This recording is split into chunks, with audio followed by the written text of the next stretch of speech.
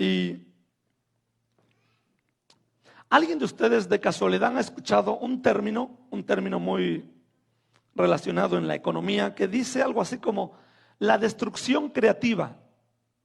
¿Alguien la ha escuchado? Principalmente los que estudian algo así como administración de empresas o relacionado a negocios, ocupan mucho ese término, destrucción creativa. Y eso es una manera de referirse a que sale un nuevo producto, un nuevo invento, que con el pasar del tiempo termina destruyendo a un producto antiguo. Y permítanme ponerles un ejemplo. ¿Recuerdan hace algunos 100 años cuando surgió la industria automotriz? Surgió el carro, se popularizó los autobuses o los carros como medio de transporte. Desplazó a toda una industria, la industria en la que usaban el caballo como medio de transporte, las mulas, las carretas.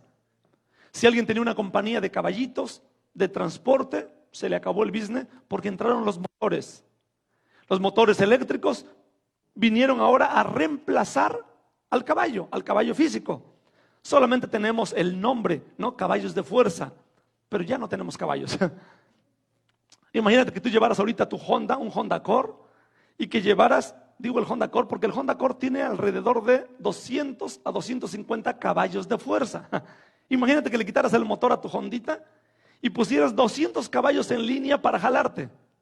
Bueno, ya no se mira, pero más o menos esa es la idea. Simplemente tenemos la idea de caballos en cuanto a la fuerza, pero ya no usamos ese medio de transporte.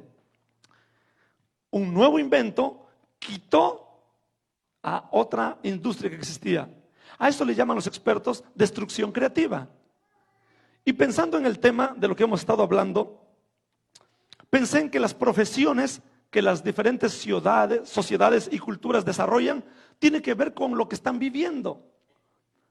Si hace 100 años una de las profesiones era trabajar o estudiar para conocer los animales, cómo tal vez guiarlos, cómo domar animales, honestamente eso quedó a la historia. Surgió una nueva industria automotriz y ahora salieron negocios para vender carros, surgieron los préstamos para carros, surgió la industria de llantas, de las carreteras, leyes de tráfico, todo fue un cambio. Por lo tanto, surgieron nuevas profesiones. Y lo que quiero hablarles a ustedes el día de hoy es de que no podemos hablar de la preparación teológica que hemos tratado las semanas pasadas y olvidar la profesión en un ámbito, en una área totalmente general de la sociedad, porque entonces no sabemos qué carrera tomar, por qué debemos estudiar algo y qué peligros enfrentamos en cada carrera a la que queremos impulsar a nuestros hijos. Y he pensado mucho sobre estas semanas de lo que hablaríamos, y cada que escucho a papás decirle a sus hijos, por ejemplo, estudia lo que tú quieres, me da la impresión que a veces los padres cristianos no tienen ni idea de qué aconsejarles a sus hijos. Así que el propósito de estos temas, y que voy a estar desarrollando después, tiene que ver con cómo ayudamos a ustedes como padres o a los muchachos que están en edad de elegir qué carrera universitaria estudiar. Es ayudarles a ver la misma situación, pero desde una perspectiva bíblica. ¿Qué dice Dios? ¿Por qué debo de escoger una carrera o por qué debo rechazar una profesión? Porque ustedes como padres deben de decirle a tu muchacho, esta carrera no puedes estudiarla, esta deberías estudiarla. ¿Hay principios? Claro que hay principios. La Biblia nos habla mucho de eso. Y nada más para que se den una idea, en Estados Unidos los préstamos estudiantiles, la deuda sumada total de todos los préstamos para la escuela es alrededor de $1,5 trillones. Estamos hablando de 1.500 billones de dólares. Es mucho más que todas las tarjetas de crédito juntas en deuda. Los muchachos tardarán alrededor de 20 años si toman el préstamo de toda su carrera universitaria de 4 años, tardarán alrededor de 20 años para pagar esa deuda. Lo he escuchado, gente que estudió, por ejemplo, para maestros. Y dice una muchacha que conocimos, yo estudié para maestra, pero como sacó un préstamo en una carrera, en una escuela carita, ahora cuando va a estudiar como maestra, a ejercer su profesión, todo lo que le van quitando y luego lo que tiene ya que pagar para que le cuiden a sus hijos, dijo, no hombre, sale peor, mejor no ejerzo esa profesión, me quedo en casa educo a mis hijos y ahí al gobierno le pago en unos 100 años. Lo que estoy diciendo es de que la decisión que tomen sus muchachos o sus hijos técnicamente les va a cambiar el futuro. Técnicamente les va a afectar, o para bien o para mal, los próximos 20 o 30 años. ¿Y qué si toman una profesión de esas que son totalmente inútiles? De esas que estudian y que está todo muy bien, pero y que se gradúan y que nunca encuentran trabajo de eso. Cuando los padres dicen, mi hijo estudia lo que quieras, hay veces que ese es el peor consejo que le puedes dar a un hijo. Y la razón es que, ¿qué tal si tu hijo escoge una de esas carreras inútiles? Ya lo abandonaste. Y no me gustaría que al menos los que vienen a esta iglesia, los que duren años en esta iglesia, el día de mañana estén lamentando. Porque el muchacho casi les echa en cara a ustedes. ¿Por qué no me guiaste? ¿Por qué no me aconsejaste? Oh, pues que no sabía. Y por eso me gustaría que nos prestaran mucha atención. Porque va a cambiarles, para bien o para mal, el futuro, depende de lo que quieran estudiar, la profesión que quieran ejercitar. Vamos a tratar en las próximas semanas de ver diferentes áreas de las profesiones que hay. En el campo de la salud, vamos a ver las implicaciones. Vamos a ver las implicaciones espirituales, morales, de modo que cuando tu muchacho quiere entrar a una carrera, sepa y usted sepa a qué se atiene. ¿Qué áreas, qué temas tienen implicaciones que le van a afectar en su relación con Dios? ¿Qué temas le van a ayudar? Y tal vez algunos de ustedes digan, pero ¿y eso a mí qué, no? O sea, ¿por qué es tan importante hablar de este tema en un lugar como estos? Eso lo deberían hacer las universidades, donde les explican a los muchachos, ¿no? ¿Qué les conviene más? Hay dos textos a los que quiero referirme el día de hoy, porque los minutos que me quedan hoy, quiero dividir los minutos en dos partes. Por un lado, quiero hablarles sobre la importancia de hablar de este tema. Y segundo, quiero hablarles sobre qué principios seguir para aconsejar a tus hijos para la profesión que van a escoger. Hay principios que debe usted seguir y que si no lo sabe, pues va a aconsejar mal. Vamos con el primer punto. Y hay dos citas. La primera cita está en Mateo 24, del 12 al 14. Tal vez los que tienen ya hijos adultos, ya grandes, ya casados, ya lo que sea que hayan hecho en su vida, digan, ¿y por qué no escuché esto antes? Bueno, yo creo que gran parte a veces es culpa de los pastores, de las iglesias, porque a veces nos metemos a temas bien triviales y la gente se vuelve experta en una área, pero totalmente inexperta en la cotidianidad de la vida. Totalmente no saben nada de lo esencial, de lo elemental. Así que ya tienen la cita. Chicos, un favor, pónganme aquí en la pantalla los textos. Mateo 24, 12 al 14. Es Jesús hablando sobre el final de los tiempos y dice, se aumentará la maldad tanto que el amor de muchos se va a enfriar, pero el que resista hasta el fin será salvo. Un texto. Y me gustaría que hicieran énfasis en la frase, se aumentará la maldad. Voy a ir a otro pasaje que está en Daniel 12, capítulo 12, versículo 4. Es Dios hablándole a Daniel y le dice, Daniel, guarda estas palabras porque tienen que ver con el final de los tiempos. Y luego dice, hagan énfasis en la frase donde dice, el conocimiento se aumentará. Tenemos un texto por un lado que dice, que la maldad aumenta, y por otro lado otro texto que dice que la ciencia aumenta. Traducido al español, el por qué la importancia de hablar de esto, es porque no es lo mismo la maldad en la ignorancia que la maldad cuando te has vuelto profesional. Es totalmente diferente. No es lo mismo que agarres un cuchillito para querer matar a alguien, una herramienta primitiva, un palo, un garrote para pegarle a alguien, como lo hizo Caín con su hermano, que agarrar una sustancia química que pueda matar a millones de personas en solo segundos. No es lo mismo. Ahora, junta lo que dice Jesús, el gran aumento de la maldad con el gran aumento de la ciencia, ¿qué tienes? Tienes malos profesionales. Tienes gente perversa, profesional. ¿Saben que muchos padres no escuchan lo que dice alguien? Escucha quién lo dice. ¿Tiene un título universitario? ¿Tiene doctor en algo? ¿Tiene una maestría en algo? Le siguen ciegamente. Por eso es que quiero decirles que es importante que ustedes sepan que si su hijo no ama a Dios, no teme a Dios, no importa qué carrera estudie, solamente se volverá experto. Vuelvo a decirlo, experto en lo malo. Y honestamente yo no tengo ningún interés en colaborar con que esa maldad se extienda, ni tampoco tengo el interés de que mis hijos colaboren con eso. Entonces, ¿qué vamos a hacer? Estamos hablando de que la experiencia y qué tan experto sea alguien va a hacer que sea más escuchado y tenga un mayor nivel de alcance y de influencia.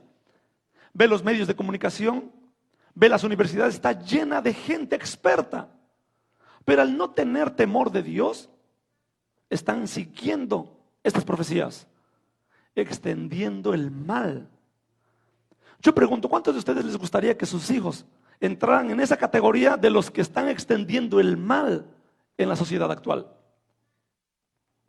¿Cuántos de ustedes que dicen amar a Dios tienen la verdad, la conciencia, honestamente, de la gravedad de esta implicación? ¿Cuántos de ustedes habían considerado esto? Dicen, en una ocasión en Inglaterra, había una pareja de hermanos de sangre. Estudiaban en universidades distintas y venían de hogares cristianos, hogares temerosos de Dios. Y estos dos muchachos, uno se fue a Oxford, otro se fue a otra universidad, y dice que un predicador habló con ellos y les dijo: ¿qué les pasa? ¿Por qué están viviendo y escribiendo libros y viviendo de cierto modo en las que repudian cosas de aquí? Y estos muchachos decían: el problema no es que el cristianismo tenga un problema en sí, el problema es que eso es muy antiguo. Eso es para hace 2000 años, para los viejitos, los que no tienen nada que hacer. Para nosotros ya no es relevante. Esto ya no es presente. Y si esos son hijos de cristianos, imagínate los hijos de los no cristianos. Así que, cuando quiero decir que la maldad se va a profesionalizar, quiero decir que no seas parte de esa profesionalización. Quiero decir que no dejes a tus hijos al abandono de sus propias decisiones. Principalmente si usted sabe que su hijo no ama a Dios. Muchos hijos, yo sé, que vienen simplemente porque los papás los traen. Pero, no soy profeta, checa, pero yo podría hacer una lista de cada una familia, de cada uno de ustedes, de cada familia con sus hijos, y les puedo predecir quiénes se alejarán de Dios en 20 años. De verdad, por eso es que si no hacemos unos cambios bien radicales, necesitamos, nos va a ir mal. Otra de las cosas que les quiero comentar es de que no estoy diciendo que no hay que estudiar.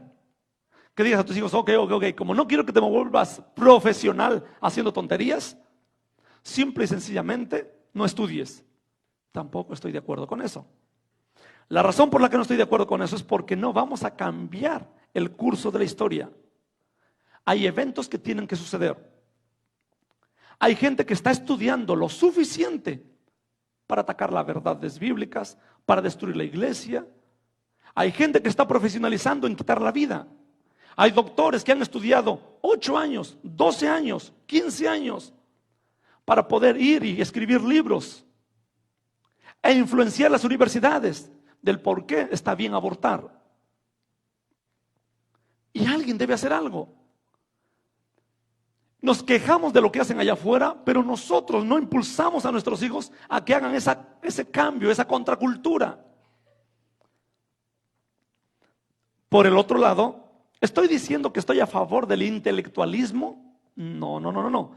El intelectualismo se define como que la capacidad intelectual del ser humano es la solución. No es verdad, es totalmente antibíblica. La solución solo la da mi Cristo. ¿Por qué estudiar?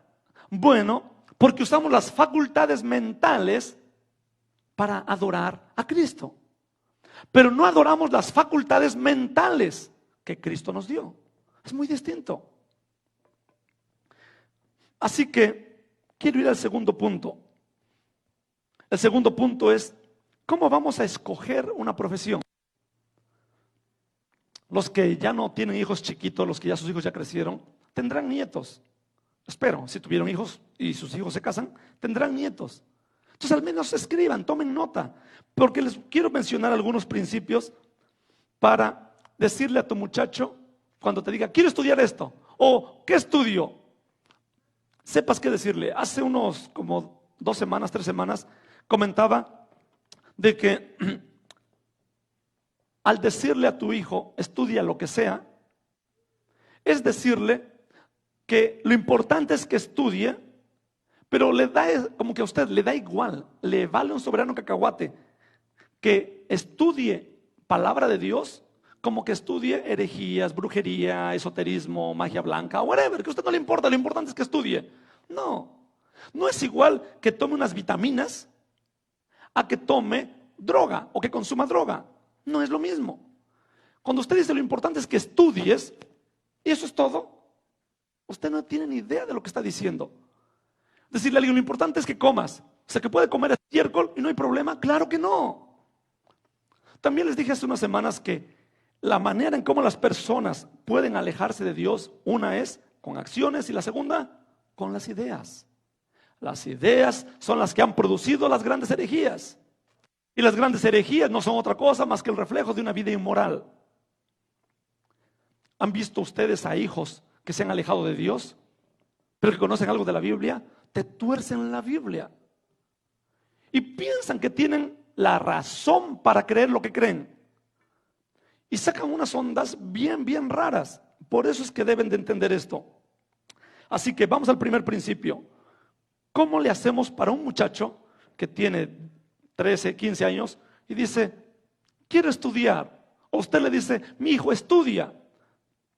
Primero, sería bueno que analicemos las motivaciones. Si toman nota, apunten las motivaciones. Como Dios esperaba que usted fuera el guía de sus hijos y no el títere de ellos, Dios esperaba que usted los gobernara y no fuera gobernado por ellos. Entonces usted primero les pregunta, mi hijo, ¿qué carrera te gusta más? Y deje que él le diga la carrera que le gusta más. Así sea media absurda para usted, deje que se la diga, la carrera que más le guste más. Y luego pregúntele la pregunta del millón: ¿por qué quieres esa carrera? Basado en esa respuesta, usted debe analizar la razón que le da a su muchacho con la Biblia. Por ejemplo, alguien puede decir, a mí me gustaría ser policía. ¿Por qué? Porque le gustan ¿le gustan las armas? Porque se la pasa jugando ¿cómo mata a alguien? Porque son los que se la pasan jugando cómo matan a una mujer embarazada en el jueguito que va corriendo. Ahí te das cuenta qué está motivando a este muchacho. ¿Qué motiva a nuestros jóvenes a querer ser policías? Porque quieren y aman a Dios para poner justicia en un mundo perverso, o porque quieren la fuerza que te da un arma. ¿Por qué? No olviden por qué. Esa va a ser la pregunta que les va a dar a entender el corazón, les va a ayudar a entender el corazón de tu muchacho. Otros dicen, yo quiero estudiar, dígame otra profesión, algo así como, yo quiero estudiar para abogado, para leyes. Y obsérvalo y dile, ¿por qué? ¿Por qué quieres estudiar esa carrera, esa profesión? ¿Te gusta brincar la ley? ¿Eres chueco? Oh, usted va a tener a uno de los abogados más chuecos que pueda tener. No solo eso, va a tener uno de los abogados que se la pasen defendiendo a los chuecos. Porque los chuecos, en una sociedad en la que vivimos, tienen mucho dinero y pagan bien. Así que analiza su corazón. ¿Qué es lo que te lleva a desear eso? Tal vez la carrera que le escoge es una de las carreras que pagan bien. Hay carreras muy bien pagadas que hacen 250,000 grandes por año. Y analiza, ¿por qué? Oh, porque es que pagan 250,000. Dile, oh, ¿qué se me hace que este chamaco es ambicioso y avaricioso como él solo? Hay hijos que no son más avariciosos porque no son más grandes.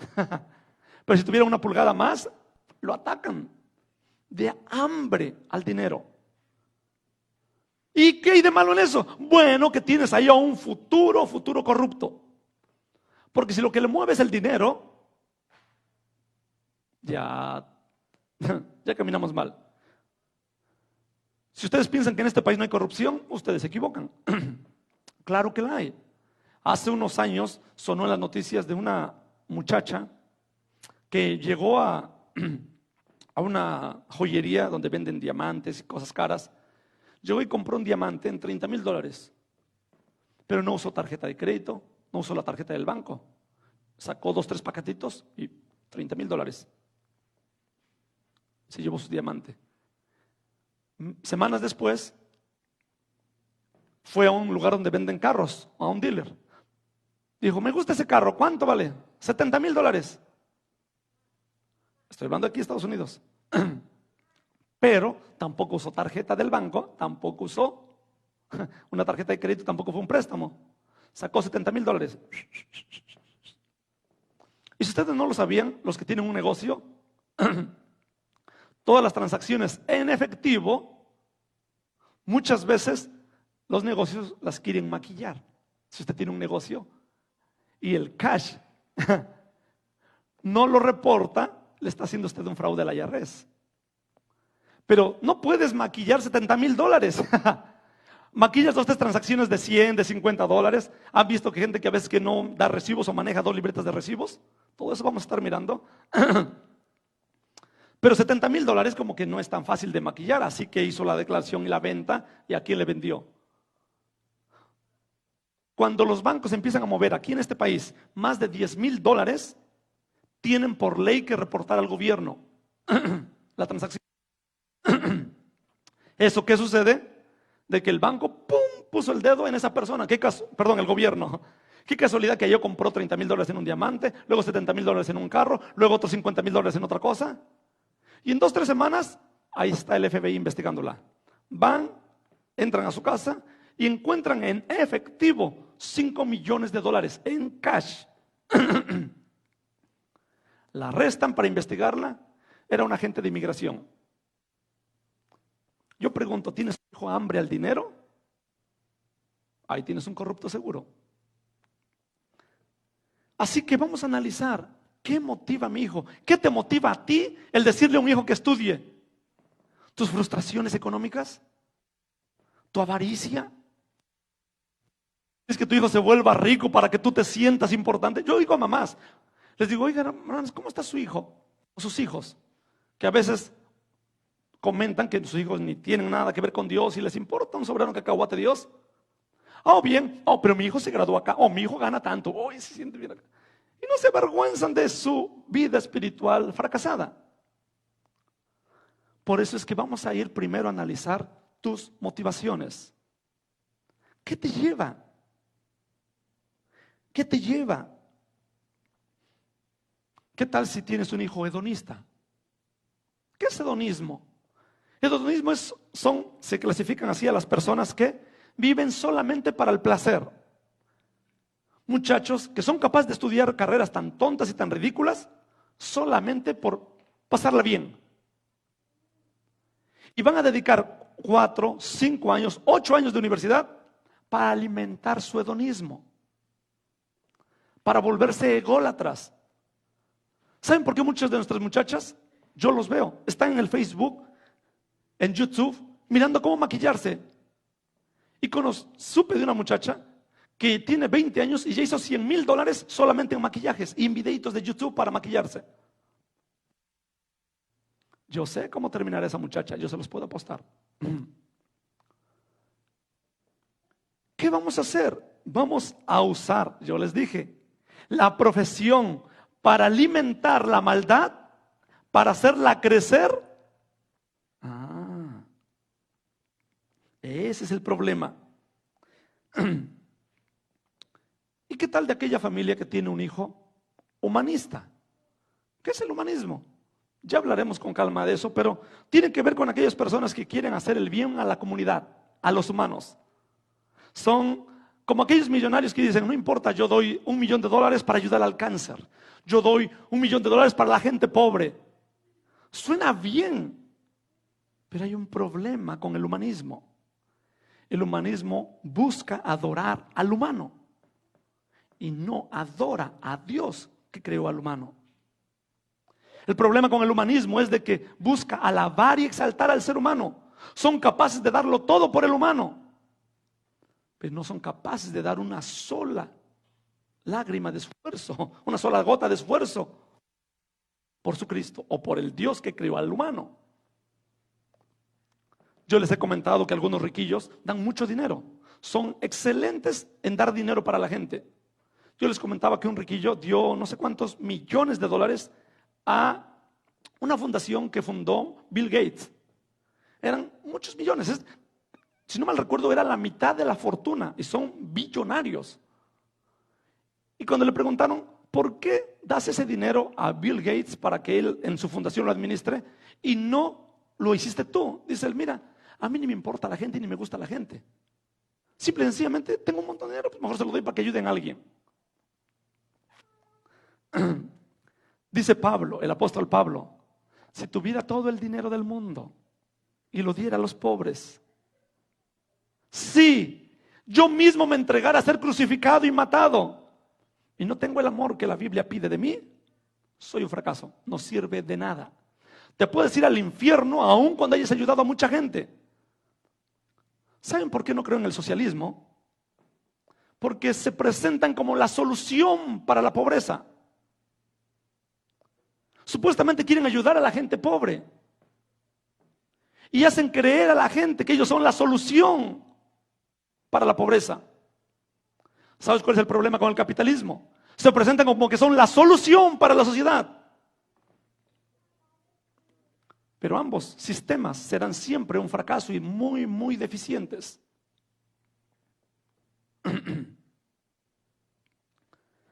Así que vamos a analizar intenciones, motivaciones. Ustedes los papás que tienen más de 2, 3 hijos, saben que hay uno que es más rebelde, saben que hay uno que es más ambicioso, a veces se encuentra uno que es más chismoso, uno que es más mentiroso. Imagínate que el que es más mentiroso estudie contabilidad. Ya te quiero ver. ¿Sabían que hay una profesión que es Forensic Accounting? ¿Qué es eso? Así como están los que analizan e investigan los crímenes físicos de una persona, pues hay también así los crímenes, pero en contabilidad. Gente que trabaja para la IRS solamente o para el gobierno para investigar a los que maquillan números. Y cuando los encuentran, van a prisión. Bancarios, millonarios, CPAs, gente que ha estudiado contabilidad, han ido a prisión. Usted debe de saber eso. Por eso es que déjeme ir al segundo punto de cómo vamos a hacer para guiar a nuestros hijos. Primero les preguntamos, ¿por qué? Vamos a tratar de conocer sus motivaciones. Y usted las filtra en la Biblia. Las filtra. Miren, si es un chamaco religioso, va a usar textos de la Biblia para esconder su tendencia al pecado. Yo conozco de esos muchachos que llevan años en la iglesia y te saben los textos de memoria y se emboban a los papás. Y si usted se quiere embobar, ese asunto soy yo, pero checa esto. El segundo principio que vamos a seguir es, vamos a analizar ahora las áreas de necesidad en la sociedad. Hay un texto en 2 de Corintios 6, 4.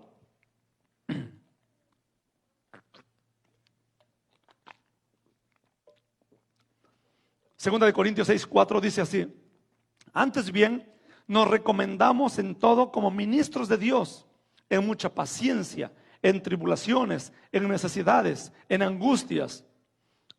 Hagan énfasis, hagan un cuadro mental de ese texto, la frase donde dice como ministros de Dios. De hecho, una traducción mejor es como siervos de Dios. ¿Qué quiero decir con este texto? Miren, antes de que tu hijo decida qué carrera estudiar y antes de que ustedes le digan qué carrera lo vas a meter, dile: mi hijo, veamos qué área hay de necesidad en la que hace falta que un siervo de Dios se meta. Lo primero es, ¿en qué área hace falta en la que Dios te use? Pero es que a mí no me gusta. ¿Quién te dijo que te tiene que gustar? ¿Dónde aprendieron eso? ¿Cuántas veces en la Biblia encuentras tienes que hacer lo que te gusta? La Biblia dice: niégate a ti mismo, sigue su cruz, niégate a tus pasiones, niégate a tus deseos. Nunca existe en la Biblia tal cosa como haz lo que te gusta. Ahora, ¿qué dice la Biblia? Que nosotros nos recomendamos, nos entregamos como siervos de Dios. Así que la segunda cosa que vamos a hacer con nuestros hijos es decirle: mi hijo, vamos a analizar, hija, tienes 13, 15 años, vamos a planear tu futuro, vamos a ver en qué área Dios te ha abierto los ojos donde hay una necesidad. No tiene nada que ver con tus gustos, es qué área hay una necesidad y luego le vas a decir a Dios: yo iré. ¿Hacen falta abogados honestos? ¿Has sufrido la mala práctica de abogados corruptos? Tal vez Dios te está abriendo ya una oportunidad de que le digas a tu hijo: mi hijo, hacen falta abogados que amen a Dios. Pero a mí no me gusta. No es que te guste, es en qué área vas a ser útil para la obra de Dios. ¿En qué área vas a ser una bendición antes de ser una burla para el evangelio? ¿En qué área lo harás? Yo creo que Dios ha estado trabajando en muchos de ustedes, que su Espíritu Santo les ha permitido que pasen situaciones desagradables en el pasado para que descubran ciertas áreas de necesidad. ¿Hacen falta policías? Claro que hacen falta policías, pero policías que amen a Dios. Policías corruptos, yo les puedo traer un montón de México. En México sobran. Así que dice la Biblia, el texto que estamos leyendo, nos presentamos como ministros de Dios, como siervos de Dios, en perseverancia, en aflicciones, en privaciones, en angustias. O sea que le dices a tu hijo: te vas a entregar a una necesidad y a sufrir, y a aguantar, y a soportar. Lo que sea que vayas a estudiar, te va a tocar sufrir y soportar por estar en ese lugar. Y que si Dios te quiere exaltar y subirte a posiciones más altas, Él lo hará. ¿Quieren un ejemplo? Ahí les voy a un ejemplo. Miren, la política es muy rara, es muy corrupta. De esencia, la política no funciona. Si usted quiere ser político y quiere correr a algo, tiene que alabarse mucho. Yo soy el que va a hacer cambios. Yo tengo las propuestas que nadie más tiene. Yo. Tienes que alabarte. Ve los currículos, los resúmenes cuando vas a aplicar para un trabajo. Tienes que saber alabarte para que quien te vaya a contratar te observe y diga si te alabaste bien. Y si no te sabes alabar, no te dan el trabajo. Esa es la política. Para que la gente les crea, tienen que alabarse. Y compiten en los debates políticos por ver quién se alaba mejor. Yo soy mejor que él. Él tiene ese plan, pero mi plan es mejor. Yo tengo más éxito. Tienes que ir por esa línea si quieres correr en la política. Pero eso va en contra de la Biblia. En el ejercicio de esa profesión es el ejercicio en contra de principios bíblicos. Principios bíblicos dicen: cierra la boca, no te alabes. Que tú eres muy cristiano y te paras en una campaña por la presidencia y dices, no se trata de mí, se trata de que Cristo tiene la solución. Así, estás loco. Vete a una iglesia, aquí no eres bienvenido en este lugar. Ahora, pero si Dios te quiere ahí, Él te puede llevar ahí sin hacer tonterías. ¿Cómo? ¿Quién de ustedes conoce o ha leído un poquito de Mike Pence? Si Mike Pence corre para presidente y entra a los debates, no te gana nadie. Es un tipo que no se halaga, que no se echa porras, pero que si Dios lo quiere en la Casa Blanca, le hace que Trump ponga los ojos en Mike Pence y le dice, Pence, sé mi vicepresidente, y ahora está en la Casa Blanca. Y si Dios quiere que Mike Pence sea el futuro presidente, simplemente le dice a Donald Trump, es hora de dejar de respirar, y Mike Pence queda como presidente. Sin ningún problema. Sin necesidad de caer al juego político. ¿Quieren ejemplos bíblicos? Daniel, un buen ejemplo. Tú enséñales a tus hijos a honrar a Dios, a ver en qué área de necesidad puede ir y ser de bendición. Y si Dios lo quiere subir, Él lo hará. Ahora, hay otro texto. Otro texto en Romanos 6:22 que dice, pero ahora, siendo libertados del pecado y hechos siervos de Cristo. Vuelvo a decirlo otra vez, hechos siervos de Cristo. ¿Cuántos de ustedes realmente quieren que su hijo sea un siervo de Dios? La neta del planeta, como decía un pastor. ¿Cuántos de ustedes realmente quieren eso? Les digo la verdad, un gran porcentaje de gente en la iglesia lo dice en teoría, pero no es algo que desean. De verdad no les importa que sus hijos sean siervos de Dios. Pero si alguno de ustedes, solo uno de los que me escuchan hoy, los que me escuchan por Facebook, quisiera, yo quiero, o dijera, yo quiero que mi hijo, que mi hija sea un siervo de Dios, que después de haber sido salvo, sea alguien que sirve a Dios, entonces lo voy a encaminar de una manera diferente. Lo voy a guiar.